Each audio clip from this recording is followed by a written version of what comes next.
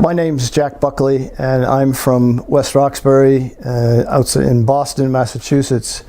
My story is less about the famine or the Great Hunger, but more about genealogy and the importance of talking to people and finding out where they're from.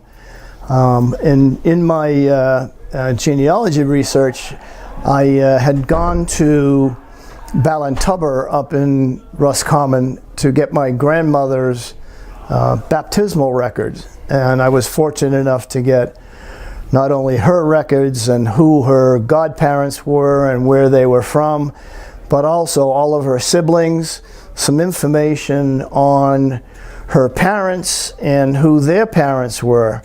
And over the course of time, I was able to track her parents back to the Lyons family from a location called Snipe Hill. And nobody in the parish office knew where Snipe Hill was, but over time and communicating with other people doing research on our Finnegan family, come to find out that the name, the townland changed its name from Snipe Hill to French Lawn. And with that information, I was able to find my Lyons relations from French Lawn. And come to find out that Patrick Lyons, his wife Margaret McGinnis, passed away at very early age, leaving Patrick Lyons with a couple of small children, and not able to keep working the farm and take care of the children properly. He sent one of them off to live with the McGinnises, Martin McGinnis, in Longford. Well, over the course of time, Martin took care of the education for this child, and at the time of the Easter Rising, this child and one of her uncles went into Dublin, and she was in the Four Courts during the Rising. She was imprisoned with the leaders in Kilmainham at the time that they were executed, and she was subsequently released, and she became a medical doctor back in the early 1900s, which was quite an accomplishment. And she was also has the distinction of being the only female commissioned officer in the Irish Free State Army, and she was commissioned by Michael Collins. Never in my wildest dreams, when I started looking into the Lyons family, did I ever think that I would have any connection to somebody who was a fairly well-known participant during the Rising. Her name was Bridget Thornton Lyons. She passed away in 1989 and was buried in Timor with full military honors.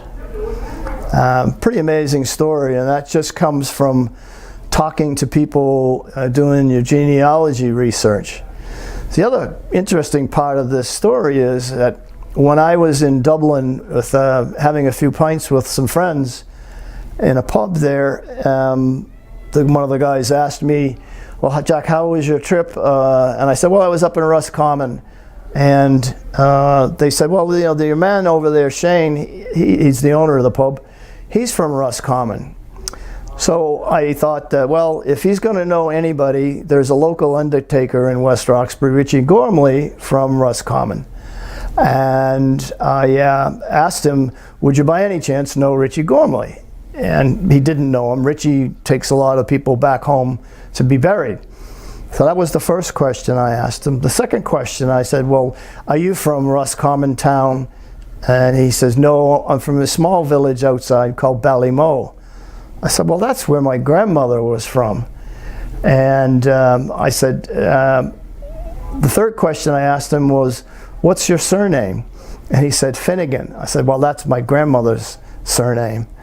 So he called his sister on the phone and said, I have this Yank here, and you know, he's from Ballymoe and he's a Finnegan, wondering if he might be related. So we had a little bit of a discussion, and I said, I'll be back in a bit. I went to the hotel where I was staying nearby, made a copy of all of the baptismal records for my grandmother and all of her siblings, and came back, and we rang Olivia back on the phone, and Shane starts ticking off the names of all of the relatives, brothers and sisters of my grandmother, and Olivia says, sure, he's definitely a cousin. So one little bit of research connected me with somebody historically significant in the Irish, in the Rising, and led me on to making connections with other cousins that I had no idea even existed. So when you have an opportunity to talk to somebody about where they're from and where you're from, you never know what the end result is going to be.